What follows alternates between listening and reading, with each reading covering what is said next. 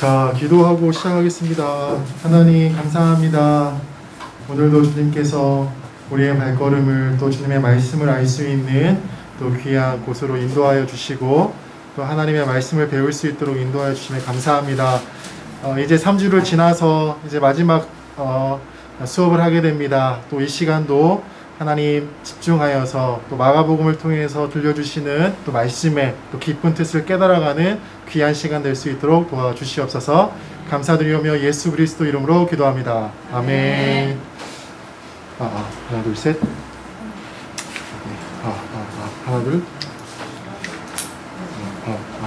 하나 둘 셋. 자, 날씨가 많이 더워졌죠. 아이고, 이제는 땀이 이제 납니다. 네. 그래도 이렇게 또 마지막까지 자리를 또 지켜주셔서 너무 감사드리고요. 이제 오늘은 마가복음 11장, 우리 11장과 이제 마지막 장까지 우리 이렇게 배워보도록 하겠습니다. 자, 먼저, 네, 아유, 감사합니다. 네. 자, 하나, 둘, 셋. 마이크가 왜 안 나오지? 하나, 둘, 셋. 하나, 둘, 셋.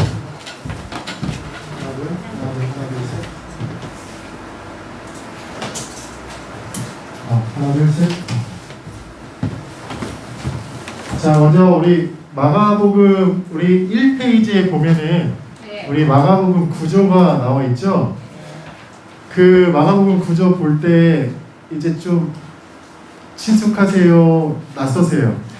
그래도 조금 익숙해졌어요. 익숙해졌죠. 네. 처음에는 우리 마가복음이 어떤 구조로 되어 있는지 아시는 분도 있고 조금 어려우신 분도 있겠지만 이제 마가복음을 볼 때 그냥 통으로 보지 말고요. 여기 있는 구조처럼 나눠서 보시면은 마가복음이 그래도 잘 보여집니다. 자, 1장부터 3장까지는 어떤 내용이 주로 기록되어져 있다고 했습니까? 예수님의 초기 사역, 예수님이 세례 받으시고 예수님께서 이제 그 시험도 받으시고 또 예수님께서 하나님 나라의 선포를 하시면서 이제 공생애를 시작하시고 또 병자도 고쳐주시고 또 이런 여러 가지 그런 사건들이 기록되어져 있는 것을 보게 되죠. 자, 그리고 3장부터 6장까지는 어떤 내용이 기록되어져 있어요? 이제 예수님께서 제자들, 12제자를 부르시고 그들을 가르치시고 그들을 파송하는 그런 내용이 3장부터 6장까지 기록되어져 있습니다. 그리고 6장부터 8장까지는 어떤 내용이 기록되어져 있어요? 네, 예수님이 말씀을 가르치시고 파송했는데 여전히 예수님의 뜻을 잘 알지 못하는 그런 제자들의 모습이 종종 기록되어져 있습니다.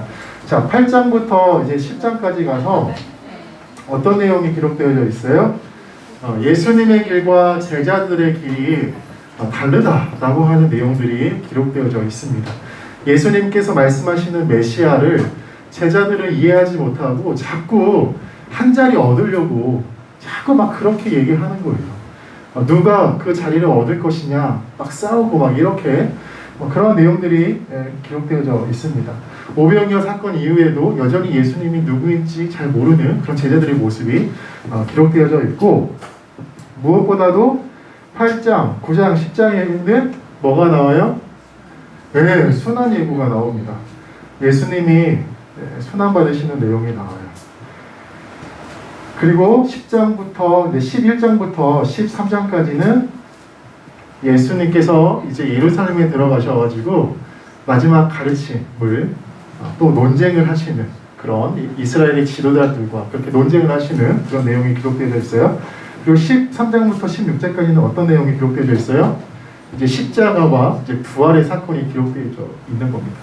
그래서 우리가 마가복음을 딱 떠올릴 때 1장부터 16장까지 있는데 1장부터 3장까지 또 3장부터 6장까지 6장부터 8장까지 9장부터 10장까지 10장부터 13장 13장부터 16장까지 이러이러한 내용이 있구나라고 들어가는 것과 그냥 마가복음의 1장 1장부터 읽는 것은 완전히 다른 거예요. 그래서 제가 처음에 첫 주에 강조했듯이 이제 우리 성도님들은 하이 클래스이기 때문에 이제 마가복음을 볼 때 그냥 들어가시면 안 됩니다. 이제 나는 이제 마가복음을 그래도 배운 사람이야.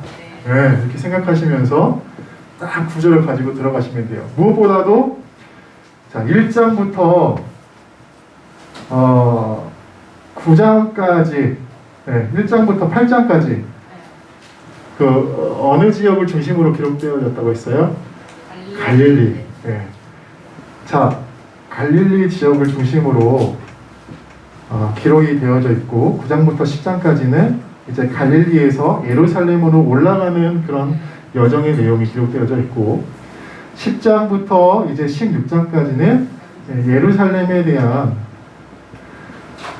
내용, 예수님께서 예루살렘에서 있었던 일들이 이제 기록되어져 있는데 이제 여기서는 참 재밌게도 11장부터 16장까지는 이 시간이 일주일, 네, 정확하게 말하면 이 8일 정도의 그 예수님의 행적들이 집중적으로 기록되어져 있어요. 예수님께서 예루살렘에서 입성하시고 예수님께서 십자가에 못 박히시는 그리고 부활하시는 그 8일 동안의 내용이 11장부터 16장까지 기록되어져 있는 거예요. 자, 그럼 이렇게 11장부터 16장까지 이 6장을 할애했다라고 하는 것은 무슨 뜻을 의미하는 거예요? 제일 중요하다라고 하는 것이죠. 제일 중요한. 거의 16장에서 6장을 할애한 거니까 엄청난 그 퍼센테이지를 차지하고 있는 거죠. 예수님의 예루살렘의 마지막 일주일에 대한 내용이 정말 중요하다라고 하는 겁니다. 자, 우리 이렇게 내용을 마이크가 나오다 안 나오다 해서 그냥 마이크 안 들고 하겠습니다. 네, 네. 그리고 우리가 이제 갈릴리라고 하면 그 동안에는 갈릴리라고 하는 글자가 머릿속에 생각났다면 이제는 갈릴리라고 하면 어떤 생각이 들어야 돼요? 지도가 생각나셔야 돼요. 우리 JCO라고 하는 지도 제가 가르쳐 드렸죠? 자, 정확하진 않지만 자, 자, 이 사이도 원래 이렇게 C 모양은 아니지만 좀 C의 모양이 좀 가깝게 기록이 되어 있어요. 자, 그 모양이 있고 그 다음에 O가 있고 자, 여기 이 C 모양이 사해죠, 사해. 그리고 이 동그라미가 갈릴리 바다예요. 자, 갈릴리와 사해를 가로지르는 강이 하나 있는데 그 강 이름이 뭐예요? 요단강. 예. 이 요단강입니다. 그래서 자, J, C, O 그 다음에 요단강을 기억해 주시고 이게 기본적인 틀이고요. 여기서 3등분을 나누시면 돼요. 하나, 둘. 그러니까 사해 아랫지방 그리고 이 사해와 갈릴리 바다의 중간 그리고 이 갈릴리 바다 윗지역 이렇게 3등분으로 나누셔서 이 아랫지역은 유대지역 이 가운데는 어디예요? 사마리아. 제일 윗지역은 갈릴리예요. 자, 이스라엘의 지역이 우리나라의 영토에 비유하면 이 이스라엘의 이 땅덩어리가 얼마만큼 하는지 아세요? 강원도 정도 된답니다. 강원도. 그렇게 막 큰 지역은 아니에요, 사실. 근데 우리가 소위 갈릴리, 사마리아, 유대라고 하는 이 지역은 우리 그 대한민국의 어떤 그런 지형의 개념에 따르면 이 도호 개념이라고 생각하시면 돼요. 이스라엘에서도 큰 지역이다. 자, 그리고 이 사이에 이쪽 부분에 뭐가 있어요? 예? 예루살렘. 예루살렘. 예루살렘. 제가 지난번에 조금 낮게 그렸는데 이쪽 C 이쪽 제가 정확하진 않다고 했어요. 그러나 정확하다. 요 C 위쪽 부분이 예루살렘. 그리고 여기 C 이쪽 부분이 쿰난. 쿰난입니다. 자, 그렇고 이 갈릴리 바다를 중점으로 했을 때 요 가운데가 어디예요? 가버나움. 예수님께서 이 갈릴리에 사역을 하실 때 이 가버나움을 중심으로 굉장히 사역을 많이 하셨어요. 자, 그리고 이 직선으로 쭉 따라가다 보면 이쪽 지역에 이쪽 지역에 가나의 혼인잔치, 그리고 밑으로 조금 내려오면은 여기가 나사렛. 그래서 약간 직사각형을 거꾸로 세우는 모양처럼 이 지역만 잘 기억해 두시고, 갈릴리 지역에서 활동하셨다 그러면 어떻게 생각하셔야 돼요?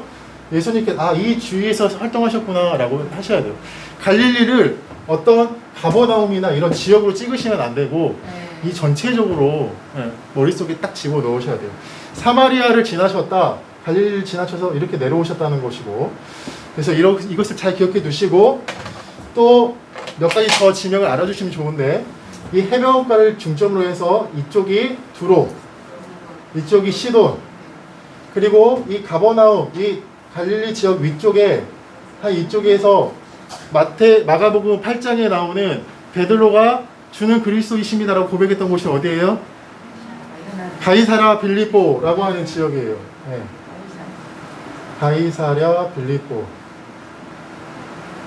자, 그리고 이 가이사랴 빌립보에서 약간 조금 더 올라가면 여기에 헐몬산, 헤르몬산이라고 하는 곳이 있는데, 이것이 소위 변화산이다. 예. 근데 예수님께서 왜 변화산에 올라갔다고 했어요? 이때 8장에 예수님의 순환 사건이 처음으로 기록이 됩니다. 그 이야기를 들었던 제자들은 어떻게 했어요? 완전히 좌절했겠죠. 예수님 믿고 내 거 다 내려놓고 예수님 따랐는데 예수님이 죽는다고? 그러니까 그들이 완전히 좌절해버린 거예요. 근데 예수님께서 그 제자들의 어떤 상태와 이런 것들을 위로해 주시고 더 확신을 주시기 위해서 이 변화산 위에 올라가신 겁니다. 그래서 제자들에게 내가 너희들이 생각하는 메시아는 맞지만 너희들이 생각하는 그 메시아는 아니야. 그러나 모세와 누가 등장해요? 엘리야가 등장하면서 제자들이 그 모세와 엘리야를 봤겠죠. 그래서 예수님은 메시아이지만 우리가 생각하는 메시아는 아니구나 라고 깨달았지만 내려와서 또 잊어버리는 거예요. 그러나 이제 이 변화사는 그 어떤 좌절하고 실망한 제자들이 위로해 주시기 위한 이 예수님의 하나의 어떤 위로였다라고 이렇게도 볼 수가 있다라고 하는 겁니다. 자, 그래서 우리가 그렇게 정리를 해볼 수 있고요.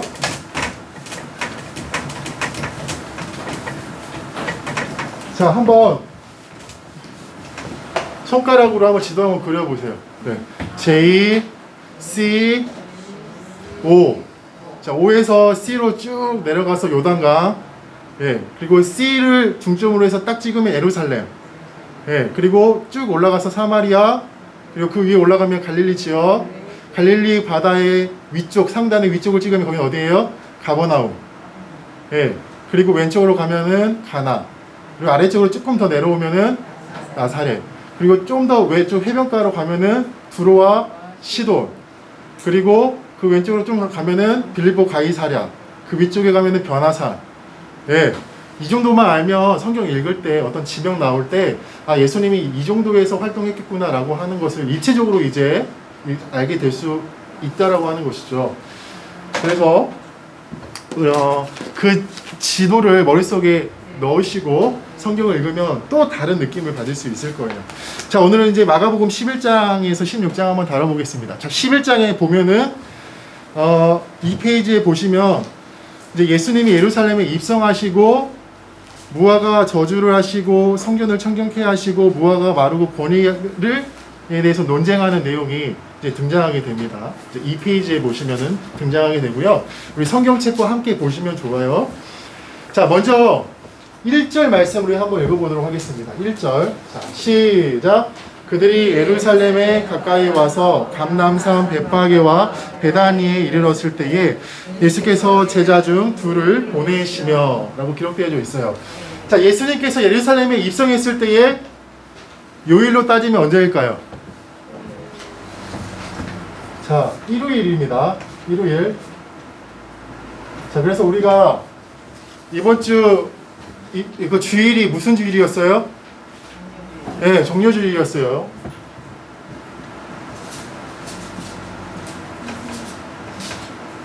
자, 이 일요일 날 예수님께서 예루살렘에 이제 들어가시려고 이제 준비를 하시는 거예요. 준비 기간이. 예수님께서 무슨 산? 감람산. 이 성경에서 감람산은 굉장히 중요한 이 산인데, 원래 감람이라고 하는 것은 어떤 예루살렘에서는 이 올리브입니다. 올리브.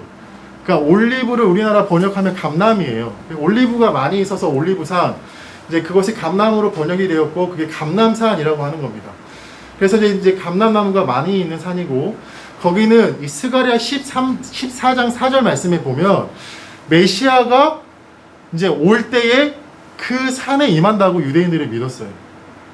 그러니까 감람산은 유대인들에게 있어서 메시아가 임하는 산이라는 이 역사관과 인식이 굉장히 강했어요.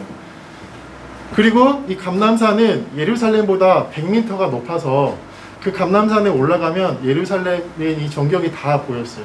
그래서 예수님께서 13장에서 보면은 그 예루살렘에 대하여서 예언을 하실 때 그 감람산에 올라가셔서 이 예언을 하는 것을 볼 수가 있습니다. 그래서 이 감람산이 이스라엘 이 유대 사람들에게 있어서는 굉장히 중요한 산이다. 특별히 이 메시아가 임하는 산이고, 사도행전 1장 말씀에 보면 예수님께서 어디에서 승천하세요? 감람산에서 승천하세요. 자, 우리 그거 제가 나눠드린 그림 있죠? 네, 거기에 보면 감람산 한번 찾아보세요. 가운데, 중앙 가운데에 있는 산이 감람산이에요. 예. 거기가 예루살렘보다 100m가 더 높은 산이기 때문에 그 산에 올라가면 그 지도에 있는 예루살렘 전경이 다 보이는 겁니다. 자, 그래서 예수님께서 그 감람산 주위에 있는 어디요? 벳바게와 베다니로 오셨다는 겁니다. 그 감람산 옆에 보면 벳바게와 베다니가 있죠. 네. 자, 예수님께서 2절 말씀에 보면 너희는 맞은편 마을로 가라 라고 기록되어 있어요. 맞은편 마을로 가라. 이 맞은편 마을이 바로 벳바게를 의미하는 거예요. 그러니까 예수님께서 이 벳바게로 제자들을 보내셔가지고 아무도 타보지 않은 나귀 새끼를 가지고 와라 라고 말씀을 하신 거예요. 그래서 예수님께서 그 제자들이 가지고 온 나귀 새끼를 타고 예루살렘으로 입성합니다. 그때가 요일로 따지면 언제라고요? 일요일. 네, 일요일 날 예수님께서 나귀를 타고 오셨어요. 자, 그런데 예수님께서 이 나귀를 타고 오셨다라고 하는 것은 아주 상징적인 의미를 예수님께서 말씀하시는 거예요. 사실 사람들은 예수님을 뭐라고 믿었어요? 메시아, 왕이라고 믿었어요. 근데 원래 왕들은 뭐 타고 다녀요? 말 타고 다니죠, 말. 말이 하나의 상징입니다. 권력, 정치의 어떤 상징인데, 예수님께서 나귀를 타고 오셨다라고 하는 것은 예수님이 너희들이 생각하는 정치적인 메시아, 나 아니야, 나 군사적인 메시아 아니라는 거예요. 나는 이 인류를 구원하기 위한 이 인류의 구원자요, 왕이요 라고 하는 것을 말씀하시는 거예요. 자, 우리 스가랴 우리 9장 9절 말씀 한번 찾아보겠습니다. 그리고 이 말씀은 스가랴 9장 9절 말씀이 성취된 사건이기도 합니다. 자, 스가랴 9장 9절 말씀을 우리 한번 찾아보도록 하겠습니다.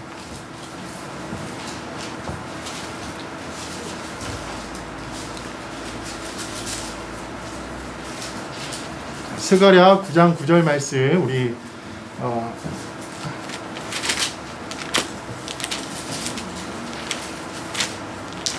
한번 읽어보도록 하겠습니다. 자, 시작.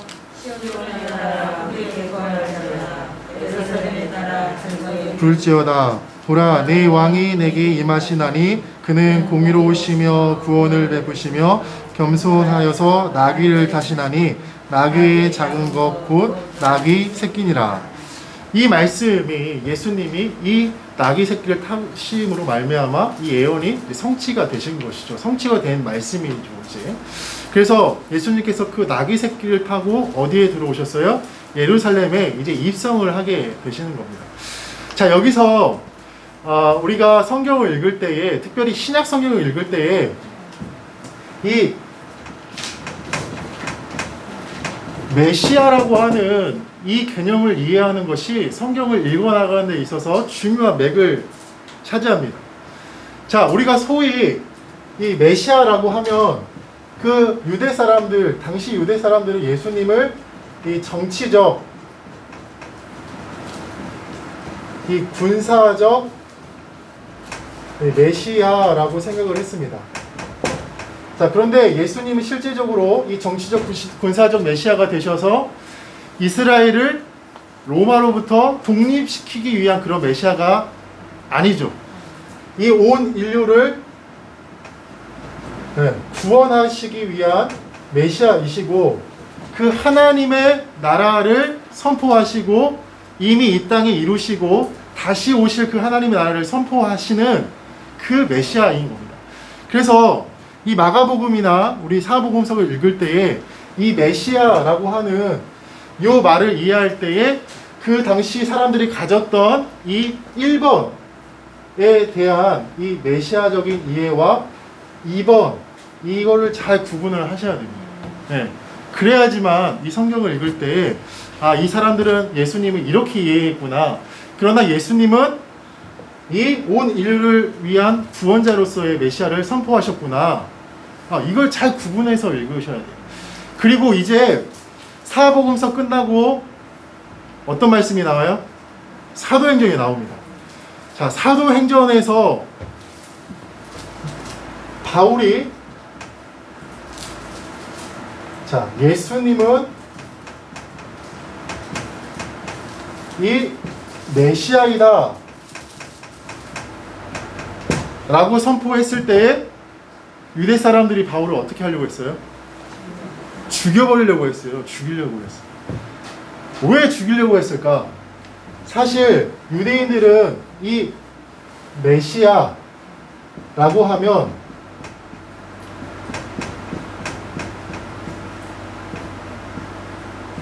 뭐예요? 사람입니다. 사람. 그러니까 우리에게 메시아가 온다라고 하면 이 유대인들은 사람을 떠올리는 거예요. 구약 말씀에 보면 이 메시아들이 등장하죠. 메시아가 무슨 뜻이에요? 기름 부음 받은 자라는 뜻입니다. 구약에 보면 이 기름 부음 받은 자들이 누굽니까? 왕, 제사장,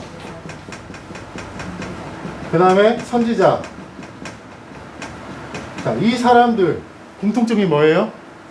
사람이에요, 사람. 자, 그런데 바울이 예수님이 메시아다라고 하는 것은 이 유대 사람들이 이해하는 메시아하고 전혀 다른 이해입니다. 여기서 메시아라고 하는 것은 곧 하나님이라고 하는 겁니다. 그러니까 바울이 예수님은 메시아입니다 라고 하는 것은 예수님은 하나님이십니다 라고 선포한 거예요. 선포한 거예요. 그러니까 유대인들에게 있어서 이 메시아는 사람인데 이 메시아가 하나님이라고 하니까 이 유대 사람들이 바울을 죽이려고 한 겁니다. 그러니까 우리가 사도행전이나 서신서 읽으면서 그 유대인들이 바울을 막 득달같이 쫓아가면서 죽이려고 했던 배경에는 이런 메시아에 대한 이해가 달랐기 때문에 그렇게 바울을 죽이려고 했다라고 하는 그 배경을 좀 가지고 읽으셔야 돼요. 자, 이제 예수님께서 나귀를 타고 이제 들어가시죠. 자, 그리고 이제 그 예수님이 예루살렘으로 들어오실 때에 사람들이 호산나라고 하면서 예수님을 맞아줍니다. 왕으로서 그 예수님을 받아들여요. 그리고 예수님이 이제 그 군중에 떠나서 11장 11절 말씀에 보면 다시 어디로 들어가세요? 네, 베다니로 들어갑니다. 베다니. 자, 베다니는 예루살렘과 약 2km 정도 떨어졌어요. 제가 한번 내비게이션 쳐보니까 우리 신앙교회에서 비에날레 정도가 약 2km 정도 됩니다. 그러니까 걸어서 빨리 가면 한 30분 정도 걸리나요? 안 걸려요. 왜? 굉장히 가까운. 그러니까 예수님이 예루살렘에 갔다가 다시 베다니로 갔다가 예루살렘에 갔다가 계속 그렇게 반복하시거든요. 그러니까 베다니가 그렇게 멀지 않는 이 거리라는 겁니다. 자, 그런데 예수님께서 그 다음날 이제 월요일입니다. 월요일. 자, 월요일날 이제 베다니를 나오시면서 뭘 봐요? 무화과 나무를 하나 봅니다. 자, 무화과 나무를 하나 보시는데 예수님께서 무화과 나무를 저주해요.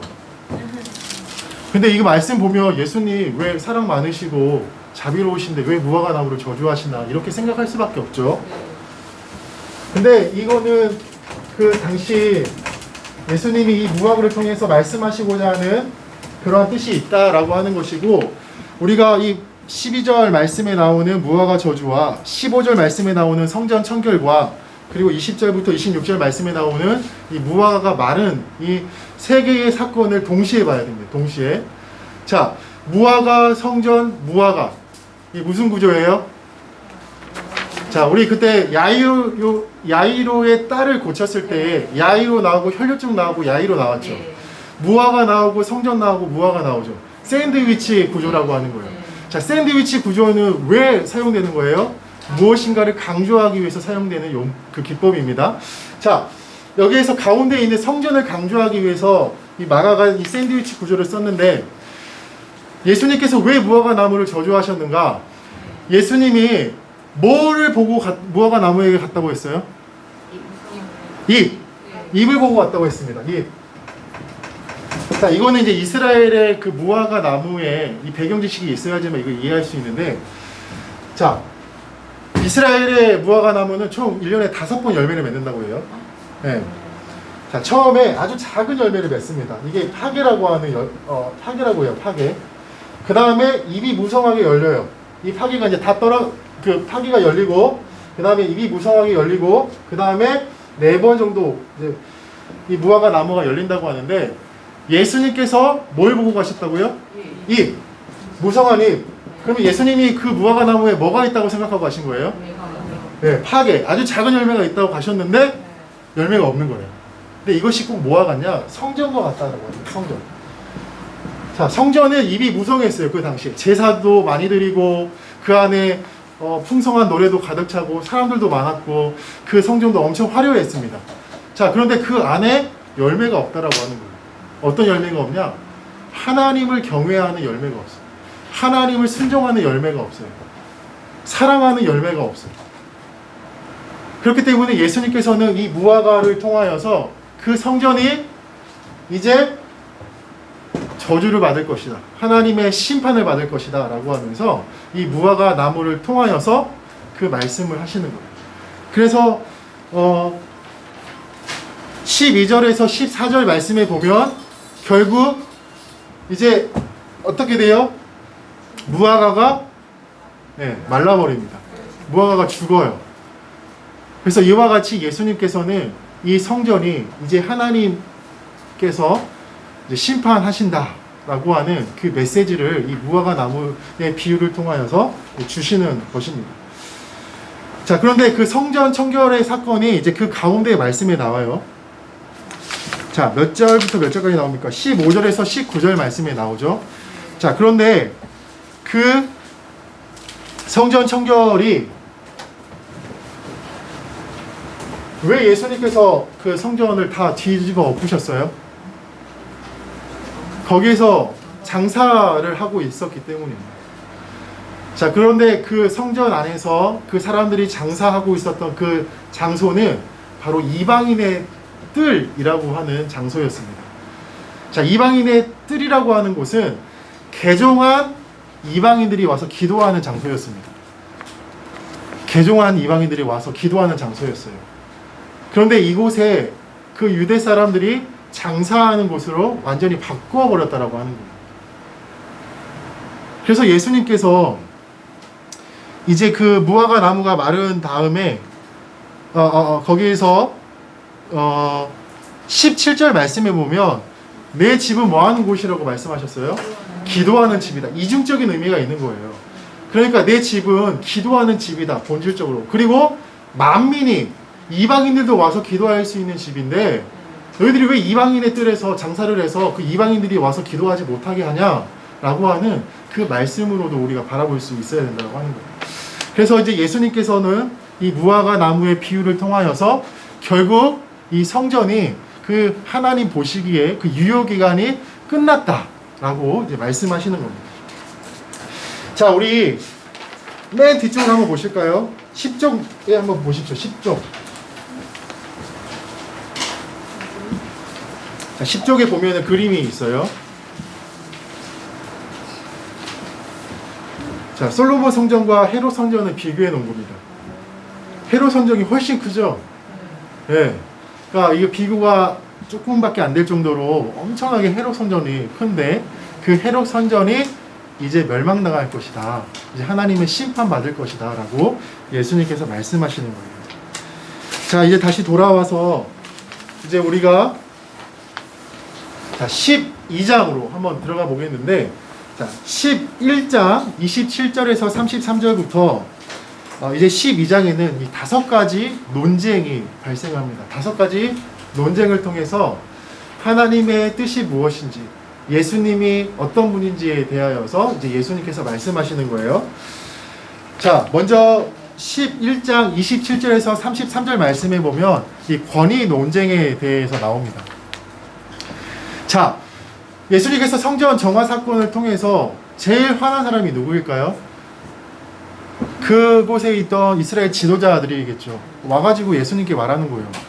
당신 뭔데? 뭔 권위로 그렇게 그런 말을 하고 여기서 그렇게 그 난동을 피우는 거야? 무슨 권위로 하는 거야? 이렇게 말을 하니까 예수님께서 이렇게 말씀하시는 거예요. 그 세례 요한의 이야기도 하면서 결국 예수님의 권위는 어디로부터 온 권위다? 하나님께로부터 온 권위다 라고 말씀하시는 거예요. 이 권위는 내가 지금 이렇게 할 수 있는 것은 하나님으로부터 오는 그 권위가 있기 때문에 내가 그렇게 성전을 청결하게 하는 사건을 일으킨 것이다 라고 예수님께서 말씀하시는 거예요. 자, 그리고 두 번째 논쟁은 12장 13절에서 17절 말씀인데 무슨 논쟁이에요? 납세 논쟁이에요. 그러니까 이 사람들이 이제 너무나 화나서 예수님 어떻게든 잡아서 뭔가 조치를 취해야 되겠다라고 하면서 질문을 했어요. 어떤 질문을 합니까? 어떤 질문을 해요? 세금에 대한 질문을 합니다. 예수님, 세금 로마에게 바쳐야 돼, 바치지 말아야 돼? 라고 질문을 해요. 자, 이 질문은 바쳐야 돼, 바치지 않아야 돼, 어떤 대답을 하든 이건 올가미에 걸려드는 그 대답이 될 수밖에 없어요. 자, 바쳐야 돼 라고 하면 어떻게 돼요?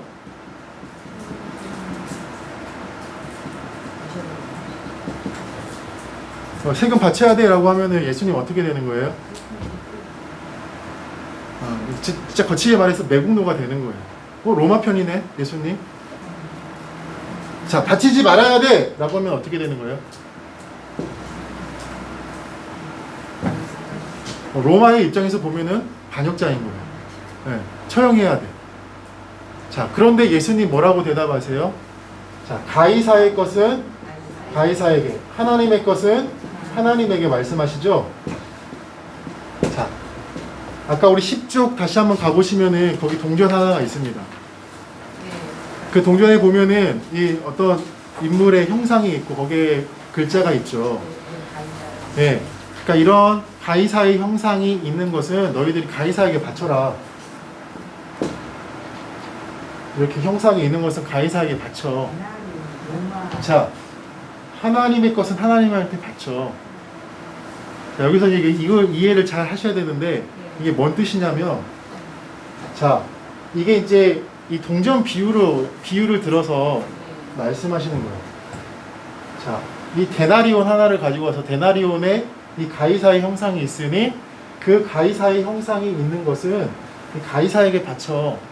자, 그런데 이 가이사라고 하는 인물은 그 안에는 누구의 형상이 있어요? 누구의 형상이 있어요? 가이사. 사람은 그 사람 안에는 어떤 하나님의 형상이 있는 거예요. 그러니까 가이사라고 하는 인물을 이 동전에 비유하면서 그렇게 예수님께서 말씀하시는 거예요. 자, 이 동전 안에 가이사가 있는데 이 형상이 있는 거는 가이사에게 바쳐. 근데 이 가이사라고 하는 이 사람 안에는 하나님의 형상이 있으니까 그 하나님의 형상이 있는 것은 누구한테 바쳐야 돼요? 하나님께 바치라는 거예요. 그래서 가이사와 그 다음에 이 세금을 바치는 모든 사람은 다 누구의 거예요? 다 하나님의 거라는 거예요. 하나님이 주인이라고 하는 것을 예수님께서 분명하게 말씀하고 계시는 거예요. 그 예수님이 완전 기가 막히게 지금 대답하시는 것을 볼 수 있는 겁니다. 자, 그리고 이제 3장 말씀에 보면은 이제 부활 논쟁에 대해서 그 당시 이제 사두개인라고 하면은 뭔가 이렇게 딱 정보가 잡히세요, 이제? 사두개인 어떤 사람들이에요? 영이 없다. 예. 네, 부활이 없다, 천사도 없다. 네. 죽은 다음에 다 끝이야 라고 생각하는 사람들이었죠. 그러니까 이 사람들은 부활을 전혀 믿지 않았어요. 그리고 예수님께서 부활에 대해서 대답하실 때 이 사람들은 그러면 부활이 이런 거냐라고 하면서 형사 취소제를 통해서 이 부활에 대해서 그들이 이런 거냐라고 이제 예수님께 물어보는 거예요. 자, 형사 취소제가 뭐예요? 예. 자, 형이 죽으면 자, 형수를 취하는 제도입니다. 오늘날 이런 제도가 있으면 되게 도덕적이고 윤리적이지 않는 그런 제도인데 그 당시에는 이 여성이 남편을 잃으면 그러니까 사회적인 약자보다 더 약자의 진짜 밑바닥 인생까지 떨어져 버리는 거예요. 전혀 보호받지 못해요. 그리고 그나마 생계를 유지하려면 몸을 팔아야 되는 그런 상황에 처해 있었기 때문에 하나님께서 이 형사취수제라고 하는 이 제도를 마련하셔서 이제 여성을 보호하셨어요. 자, 그런데 이제 그 사도인들이 물어보는 거죠. 자, 형이 죽어서 동생이 그 형수를 취했고, 근데 이 아우도 죽고 그 다음 또 동생이 그 형수를 취하면 또 죽고 또 취하면 이 부활이 일어났을 때에 이 사람들이 다 살아나면 누구의 그 아내가 되는 거냐라고 질문을 한 겁니다. 그러니까 예수님께서 뭐라고 말씀하세요? 부활은 그런 거 아니라는 거예요. 너희들이 부활을 잘못 이해하고 있다라고 하는 것이고, 그리고 이 세상이 끝난 다음에도 이 세상 가운데 하나님과 계속 관계 맺고 있는 사람은 죽어서도 하나님 앞에서 살아있는 자라고 얘기를 합니다. 자, 여기서 중요한 말씀이 나오는데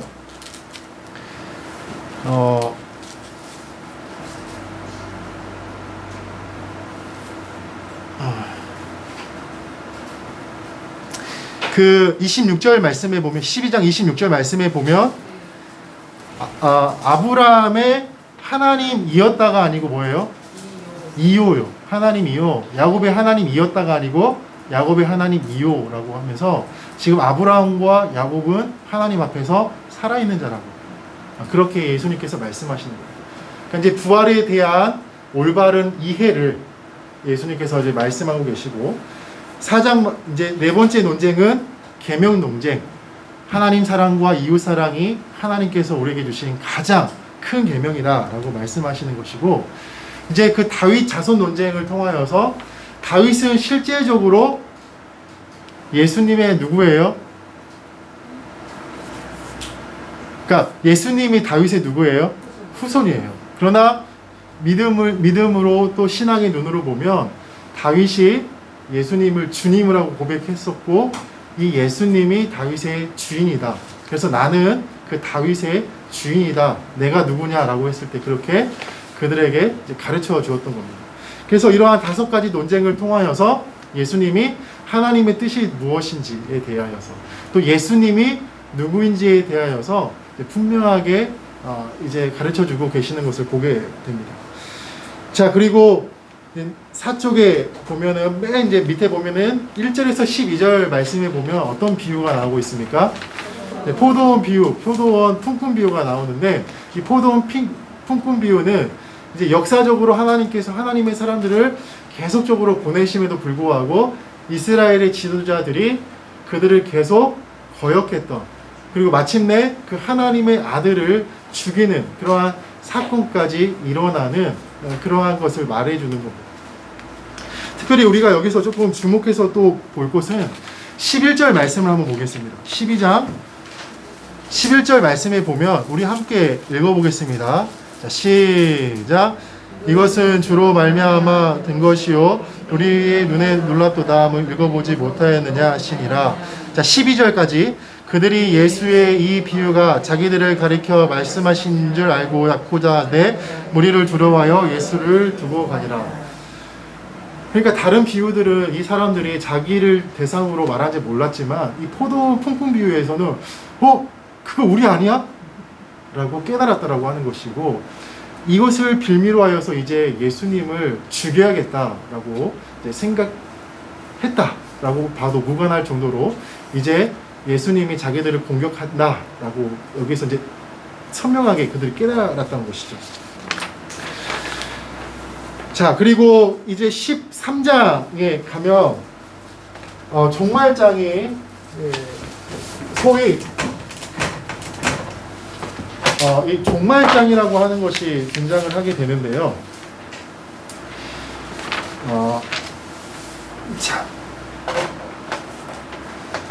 자, 이때는 이제 화요일입니다. 화요일.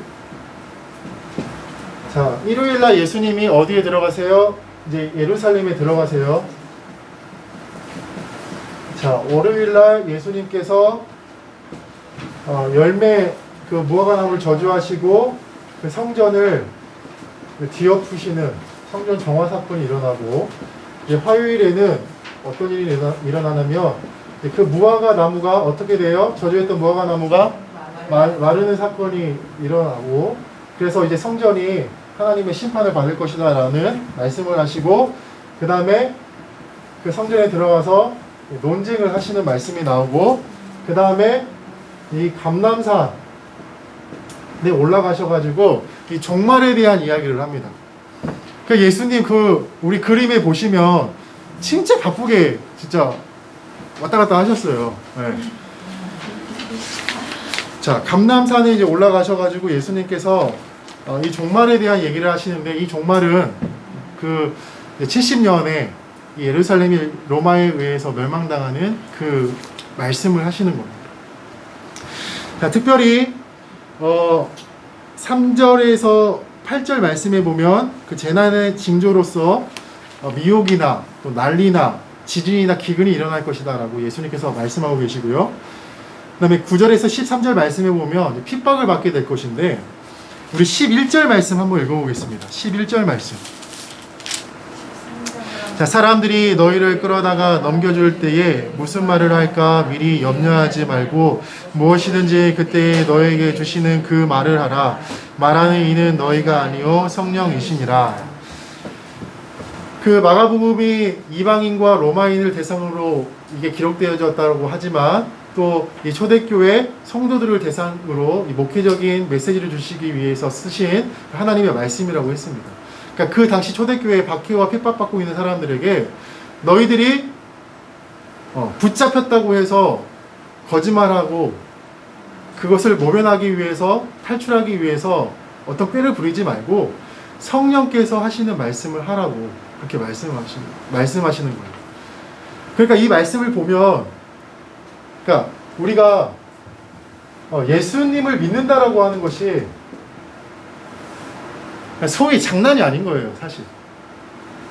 그러니까 예수님을 믿는다라고 하는 것은 우리가 이제는 완전히 예수님을 나의 삶의 주인으로 모셔서 그분의 뜻대로 완전히 살아간다라고 하는 것을 의미한다라고 하는 겁니다.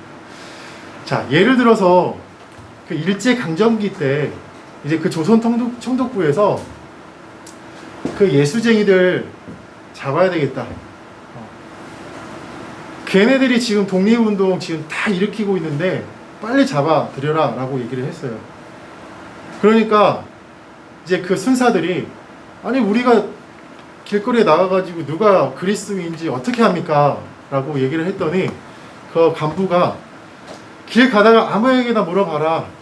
그리스도인들은 거짓말 못하기 때문에 그들은 반드시 그가 그리스도인이라고 말을 할 것이다 라고 그렇게 이제 말을 했어요. 그러니까 순사들이 그 말 듣고 그냥 이게 진짜인가 가짜인가 하면서 나가가지고 길거리에 가는 사람마다 당신 그리스도인이죠, 당신 그리스도인이지 라고 하니까 사람들이 제가 그리스도인입니다, 제가 그리스도인입니다 라고 하면서 다 잡혀갔다라고 하는 거예요. 물론 다는 아니었겠지만 그렇게 잡혀온 사람들이 많이 있었다라고 하는 거예요. 그러니까 이처럼 예수님을 믿는다라고 하는 것은요, 우리가 이제는 우리의 의지가 아니라 진짜 예수님의 주인 되심을 고백하는, 예수님의 진짜 그 어떤 그 절개를 가지고 살아가는 사람들이라고 하는 것을 우리가 이 말씀을 통해서 예수님께서 말씀하고 있다라고 하는 것을 우리가 볼 수 있게 되는 것이죠. 자, 그리고 이제 13절 말씀에 보면 끝까지 견디는 자가 구원을 받는다라고 하는 말씀이 있습니다. 그래서 우리의 믿음이 어제의 믿음으로 살아가는 것이 아니고 늘 새롭게 공급하여 주시는 그 주님의 믿음과 소망과 사랑으로 살아가야 된다라고 하는 것을 우리가 알 수 있게 되는 것이고, 자, 우리가 이거를 좀 기억해 줄 필요가 있습니다. 우리가 하나님 나라의 관점에서 보면 하나님의 나라는 이미 우리에게 임했지만, 하나님의 나라가 진짜 완전히 임해야지만 그 나라를 우리가 누릴 수 있잖아요. 구원도 마찬가지입니다.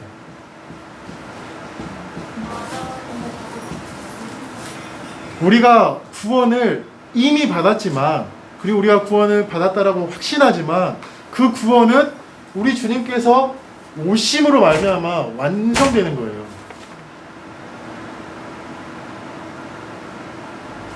그러니까 이 개념을 우리가 잘 알고 있어요. 그러니까 우리가 구원을 이미 받았지만 주님 오시기까지 이 구원을 우리가 이루어 간다라고 하는 말씀이 있잖아요. 그러니까 이 구원을 우리가 늘 이 구원이 그냥 정지되어 있는 것이 아니라 이 구원도 마치 나무 열매처럼 점점 성장해야 되고, 점점 우리가 이 구원받은 자로서의 삶으로 점점 우리의 그 신앙의 이 어떤 뭐라고 해야 될까요? 이 신앙의 넓이와 깊이가 점점 넓어지고 더 깊어져야 된다라고 하는 거예요. 나 구원받았다라고 해서 거기서 멈추는 게 아니고 계속적으로 이 성장해 가야 된다라고 하는 거예요. 자, 이제 14장에서 16장까지 이제 말씀을 한번 보도록 하겠습니다. 자, 14장에서 16장 말씀에 보면 십자가와 부활 사건이 기록되어져 있는데, 우리 14장 우리 말씀 잘 읽어주셔서 너무 감사하고요. 우리 14장 읽으면서 어떠셨어요? 엄청 길으셨죠? 72절까지 있어요. 72절까지. 저도 이거 읽으면서 언제 끝나나 막 계속 그랬었는데, 정말 이게 정말 긴 장인데, 우리 14절 말씀에 보면 이제 1절부터 2절까지 보면 이제 이스라엘 지도자들이 예수님을 죽여야 되겠다라고 하는 그 음모가 꾸며지고요. 3절에서 9절 말씀에 보면 향유 여인에 대한 말씀이 나오고, 그 다음에 유다의 배반이 나와요. 이것도 샌드위치 구조입니다. 그래서 그 향유 여인이 예수님의 장례를 미리 예지하고 준비했던 그 여인의 행동을 강조하는 거예요. 자, 그리고 12절에서 21절 말씀을 보면 이제 6월절을 이제 준비를 합니다. 자, 이게 이제 목요일 날, 자, 여기서 이 예수님께서 예루살렘과 베다니를 오고 가시면서 계속적으로 사건이 발생하는데, 이 수요일에 대한 기록은 없어요. 네. 수요일에 예수님이 무엇을 했는지에 대한 기록은 이 마가복음이나 복음서에 자세히 나오지 않습니다. 그리고 이제 목요일 날 이 6월절을 준비를 하는데요. 그 6월절을 준비하면서 13절 말씀에 보면 그 다락방에서 이제 준비를 하죠. 근데 그 다락방이 어떤 다락방이었냐? 마가의 다락방이었다고 하는 거죠. 그 그림에 보시면 그 마가의 다락방이 나옵니다.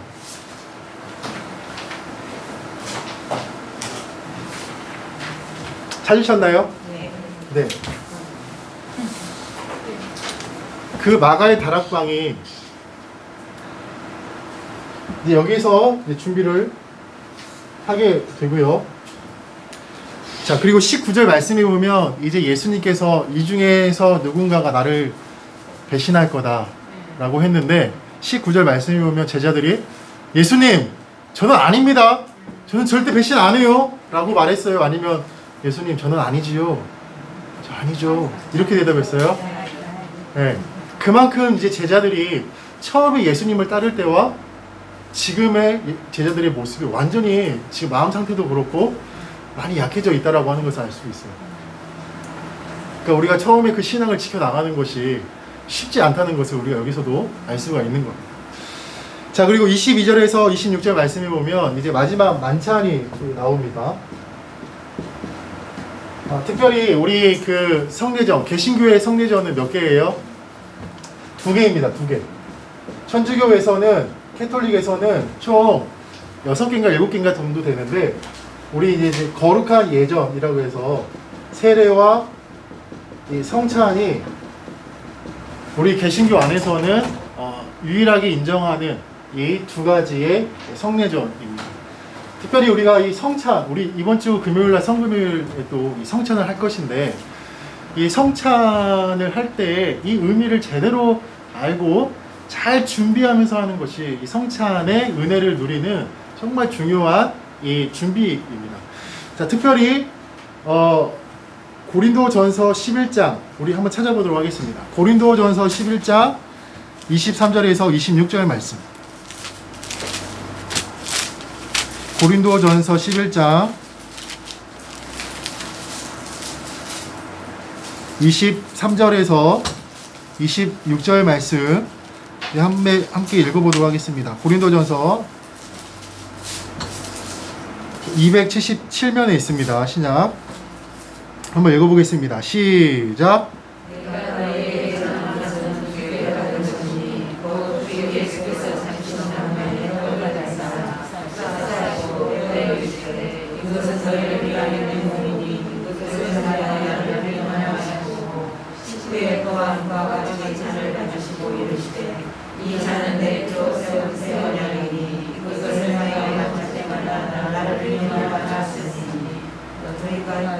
네, 하셨으니 너희가 이 떡을 먹으면 하실 때마다 주의 죽으심을 그가 오실 때까지 전하는 것이니라. 아멘. 그러니까 이 성찬이라고 하는 것은 예수님을 뭐 하는 거예요? 네, 기념하는 겁니다. 자, 기념을 다른 말로 하면 기억이에요. 그러니까 우리가 성찬을 받으면서 예수님께서 이 땅에 오신 것, 또 예수님께서 이 땅에서 하나님 나라의 복음을 전하신 것과, 또 예수님께서 십자가에 못 박히신 것, 그리고 부활하신 것, 승천과 다시 오심을 우리가 기억하면서 성찬을 받아야 되는 거예요. 그리고 우리가 기억하고 또 기억할 때에 우리 안에 주님께서 주시는 이 은혜가 우리 안에 더 풍성해지는 거예요. 특별히 예수님께서 오심으로 말미암아 하나님의 이 나라가 이미 이 땅 가운데에 임했다. 그리고 우리가 그 땅에 이미 들어가서 살고 있다라고 하는 이 은혜가 엄청난 이 은혜라고 하는 거예요. 그리고 우리가 그 성찬을 참여하면서 그 잠깐의 시간이지만 이 땅에 예수님께서 재림하심으로 말미암아 완전히 임할 그 하나님의 나라를 이 성찬의 시간에 잠깐이라도 신비적으로 우리가 맛볼 수 있다라고 하는 거예요. 그래서 우리가 이제 이번 주 금요일에도 성찬을 하지만 그 예수님의 성찬, 몸과 피를 우리가 마시면서 그 예수님의 하신 모든 일들을 기억하면서 무엇보다도 그 하나님의 나라, 이미 임한 그 하나님의 나라를 살고 있는 그 은혜와 이제 예수님께서 오실 그 완성된 그 하나님의 나라를 이 시간에 맛본다라고 하는 그 은혜를 위해서 기도하면서 우리가 준비하는 것이 굉장히 중요하다라고 하는 거예요. 그래서 우리가 그 성찬을 우리가 그렇게 먹고 마셔야 된다라고 하는 겁니다. 자, 그리고 이제 27절에서 31절 말씀에 보면 이제 베드로가 부인하게 될 것이다 라고 하는 예수님의 예언의 말씀이 있고, 그 다음에 예수님께서 어디에서 기도하세요? 네, 겟세마네는 어디에 있을까요? 네, 맞습니다. 감람산 밑쪽에 보면은, 이 그림에 보면은 이 감람산 아래쪽에 있는 동산이 겟세마네 동산이 있어요. 찾으셨어요? 네. 그래서 그 겟세마네에서 이제 기도하고 있을 때에, 자, 이제 밤이 되죠. 자, 그때 누가 와요? 이제 유다와 이제 그 군인들이 와서 예수님을 체포하죠.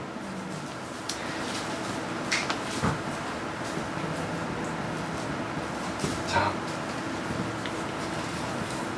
자, 53절에서 65절 말씀에 보면 이제 그 체포한 예수님을 신문을 하게 됩니다. 재판을 하게 되는데 이것이 이제 불법 재판이라고 할 수밖에 없는 것이 원래 유대인은 야간 재판을 하지 않습니다. 네, 밤에 재판을 하지 않아요. 그리고 재판을 하더라도 성전에서 하지 다른 곳에서 하지 않습니다.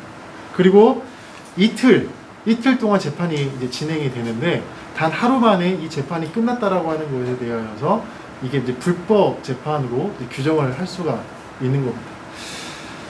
자, 그리고 이제 예수님께서 순환을 받으십니다. 우리 15장에 가면 그 예수님의 이제 순환이 계속적으로 쭉 기록되어져 있습니다. 네, 특별히 예수님께서 이제 목 박히시는데 예수님이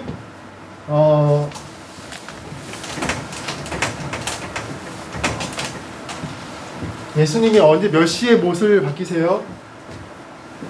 우리 시간으로 따지면 오전 9시에 예수님께서 못 박히셔요. 그리고 언제 돌아가세요? 오후 3시에 돌아가세요. 네, 금요일.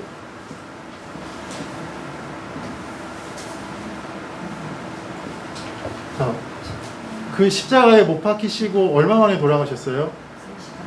6시간. 네. 자, 이걸 보면은 우리가 뭘 알 수 있을까요? 사실 이제 십자가의 그 처형이 굉장히 그 잔인한 그 처형인데 사람을 이제 십자가에 매달게 되면 그러니까 평균적으로 한 이틀에서 3일을 살아있다고 합니다. 네. 그런데 예수님께서 6시간 만에 돌아가셨다라고 하는 거는 예수님이 극도로 그 어떤 연약함에 있었다라고 하는 거예요. 극도로 그 예수님이 정말 힘이 없고 지쳐있는 상태에 있었다라고 하는 것을 우리가 알 수가 있는 거예요. 그래서 그 골고다 언덕길을 가는 그 길에서도 예수님이 십자가를 다 지시지 못하시고 가시지 않습니까? 구레네 사람 시몬이 와서 이제 그 십자가를 대신 져주고 가는데 이렇게 예수님의 그 어떤 약하심이 이 십자가의 사건 속에서도 우리가 알 수 있다라고 하는 것이고 예수님이 이제 재판 받으신 곳에서 골고다까지 가는 길이 약 800m 정도 됐다고 합니다. 800m인데 우리가 소위 이 길을 고난의 길이라고 하죠. 비아돌로로사라고 해서 사실 그 예루살렘에 가면 그 비아돌로로사를 기념하는 길이 있다고 하는데 이 길이 역사적으로 보면은 꼭 예수님이 이 길을 걸어가셨다라고 이제 볼 수는 없고 그 예수님의 십자가의 순례를 따라가기 위해서 기념하기 위해서 이제 만든 것이라고 그렇게 말하고 있더라고요. 그래서 예수님의 그 십자가의 처형이 굉장히 참혹했다라고 하는 것을 우리가 좀 기억을 해야 하겠습니다. 자, 그리고 이제 16장에 가면 예수님이 이제 부활한 사건이 나오는데 우리 1절부터 8절 말씀에 보면 이제 그 무덤이 어떻게 됐어요? 비어 있었죠. 사실 이스라엘은 무덤을 우리나라의 장례 문화는 땅을 파서 사람을 묻는데 거기 이스라엘은 이 바위를 파가지고 그 안에 시신을 안치시키고 이제 그 돌을 이렇게 막아놓는 그런 장례 문화입니다. 그리고 이게 돌이 뭐 한 사람이 이렇게 이동시킬 수 있는 그런 뭐 가벼운 문이 아니에요. 근데 이 문이 열려 있다라고 하는 것, 그리고 예수님의 시신이 없다라고 하는 것, 그리고 예수님이 나중에 막달라 마리아와 또 제자들에게 나타났다라고 하는 것을 통하여서 예수님이 이제 부활하셨다라고 하는 것을 알 수가 있습니다. 자, 이렇게 예수님의 이제 부활에 대해서 우리가 알 수 있고요. 9절부터 11절까지 막달라 마리아에게 나타나시고, 그 다음에 두 제자에게 나타나시고, 선교 명령을 하시고, 이제 승천하시기까지 이러한 내용이 쭉 기록되어져 있어서 마가복음이 이제 마무리가 되는 거예요. 자, 우리 그 뒤에 그쪽에 보시면 우리 11장부터 16장까지 그 예수님의 마지막 일주일에 대해서 쭉 정리를 했습니다. 자, 이제 보시면은 이 그림이 이렇게 있어요. 제가 한번 그려보니까 좀 예수님께서 일주일 동안 어떻게 이동을 하셨는가에 대해서 한번 그려보니까 좀 더 잘 이해가 되기도 하고 하더라고요. 그래서 한번 같이 한번 그려보면 좋겠는데요. 우리 이제 주일날 예수님이 이 벳바게에서 예루살렘으로 들어오시고 다시 베다니로 이렇게 나가시는 것을 한번 그려보는데, 자, 1 해가지고 동그라미에서 주일이라고 한번 써보세요. 볼펜으로 한번 써보시고, 네. 그래서 이 베다니와 벳바게 그 사이에서 베다니하고 벳바게 사이에서 예루살렘으로 들어가셨다가 다시 베다니로 나가는, 약간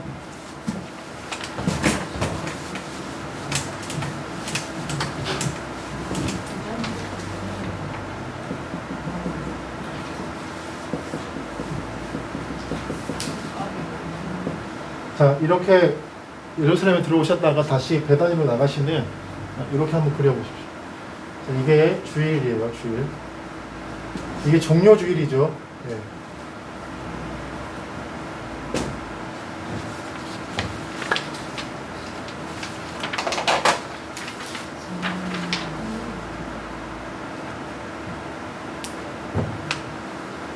자, 2번이 이제 이 베다니에서 월요일인데, 자, 월요일 쓰시고, 자, 베다니에서 이제 성전으로 들어갑니다. 성전. 그리고 성전에 들었다가 다시 베다니로 나가는 이런 구조로 한번 그려보십시오. 네. 성전이 그 겟세마네 그 동선 아래에 있어요. 자, 월요일은 예수님의 동선이 좀 이렇습니다.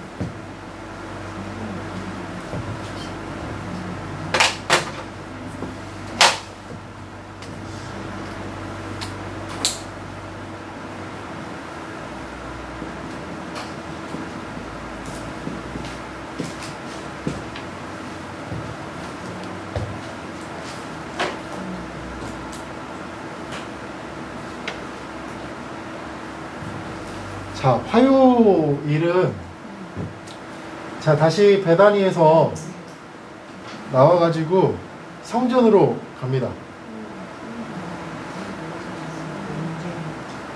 그리고 예수님께서 다시 예루살렘에 나오셔서 어디로 들으냐면은 감람산으로 가세요.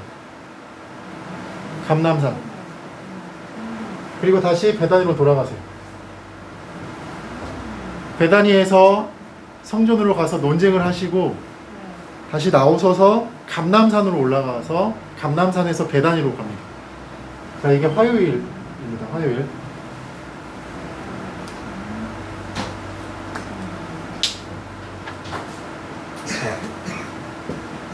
자, 수요일은 이제 기록이 없어요. 자, 목요일이 조금 복잡하기는 한데, 자, 목요일은 목요일은 5번 해서 목요일 쓰시고요. 자, 목요일은, 자, 베다니에서 어디로 가냐면 마가의 다락방으로 찾아가세요. 네. 마가의 다락방으로 찾아가시고 어디로 가야 돼요? 겟세마네로 가시면 됩니다. 여기서 목요일날 성만찬, 마지막 만찬을 하시고 이제 겟세마네로 가서 이제 기도하시는 거예요.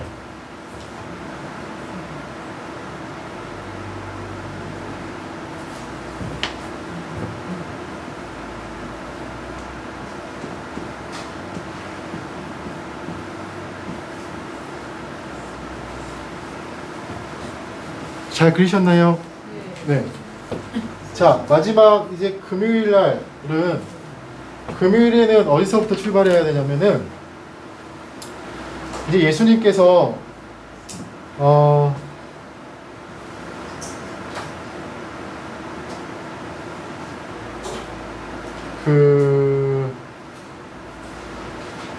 이제 그 잡히셔가지고 이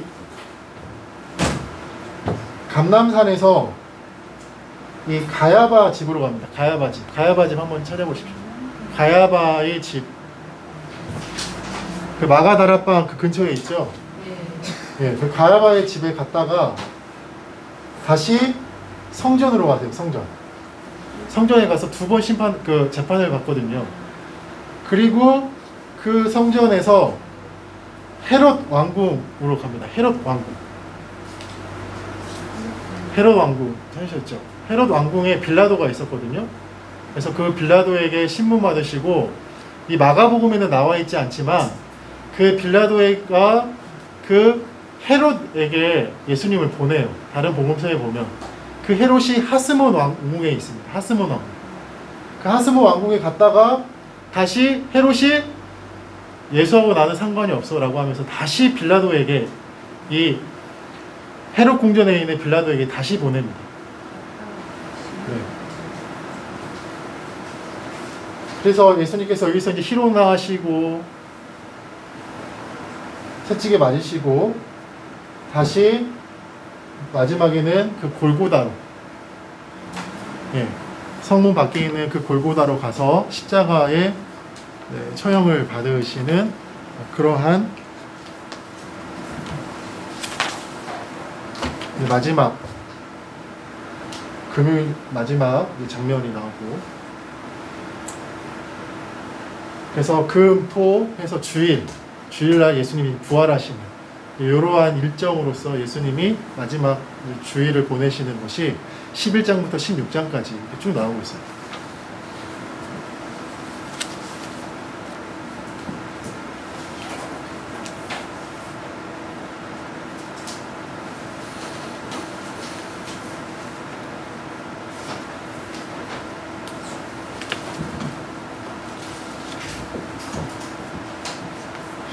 자, 다 그리셨나요?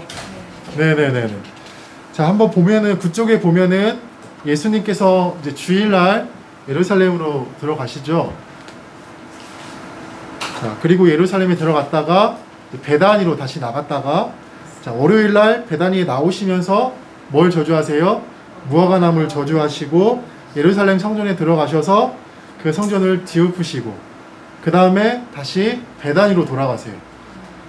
자, 그리고 화요일날, 어떻게 보면 이제 오늘이 화요일이죠. 화요일.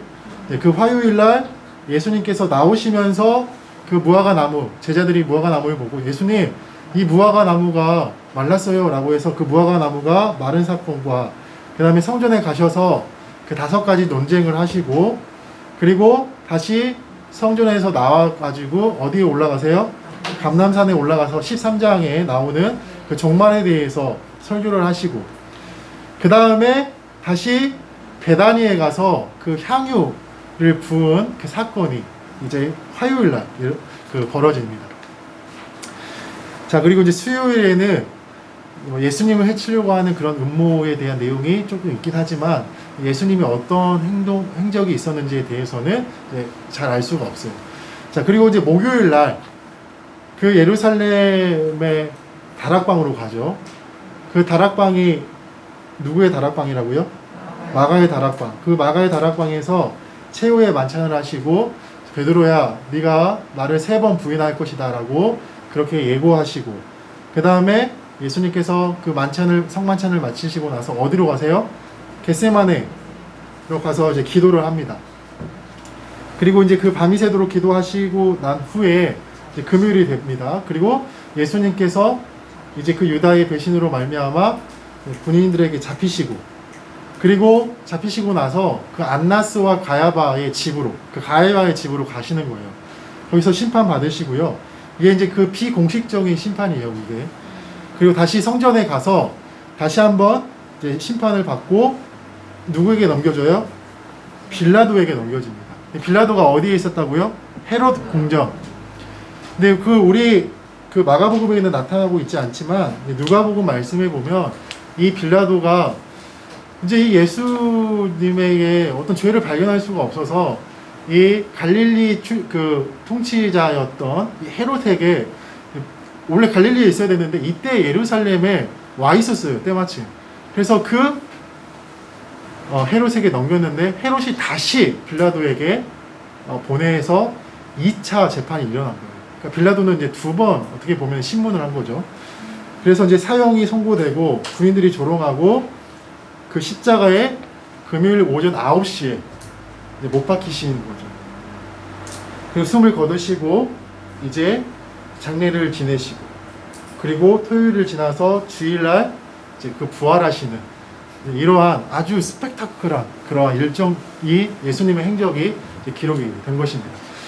그래서 우리가 11장부터 16장 말씀에 보면서 이러한 그 예수님의 시간적인 그러한 순서에 따라서 이 말씀을 보면은 또 그 말씀들이 또 이렇게 입체적으로 또 보이게 될 것입니다.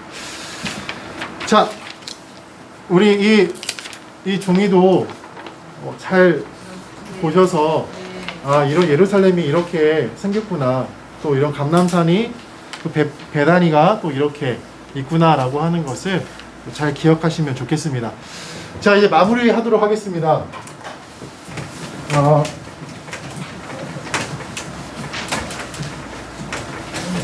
4주라는 짧은 시간 동안에 저희가 이제 마가복음이라고 하는 책을 다루었는데요. 쉽지는 않으셨을 것 같습니다. 이제 마가복음이라고 하는 책이 우리가 또 쉽게 읽혀지기는 책이기도 하지만 또 예수님의 말씀 하나하나 어떤 뜻이고 어떤 의미인지 우리가 좀 알아가는 데는 더 공부를 해야 될 것 같아요. 근데 이번을 계기로 하여서 우리 성도님들이 더 마가복음에 대해서 또 다른 책들에 대해서 더 많이 또 연구하시는 우리 성도님들이 되었으면 좋겠고요. 특별히 제가 그 부탁드리고 싶은 말씀은 그 예수님께서 말씀하시는 그 하나님 나라라고 하는 그 복음에 대해서 그 하나님 나라의 관점에서 이 성경을 보시는 것이 이 성경을 보는 가장 건강한 관점이다라고 이 말씀을 드리고 싶습니다.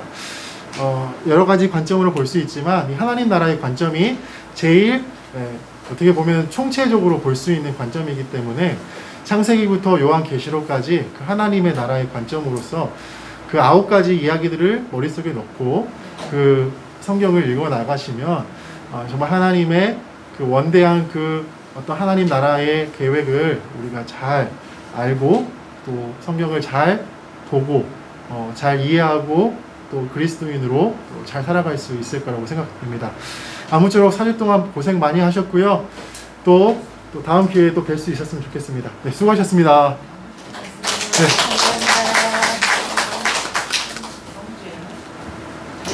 네. 다음 주 아니고 다음 기회에 네. 우리 다음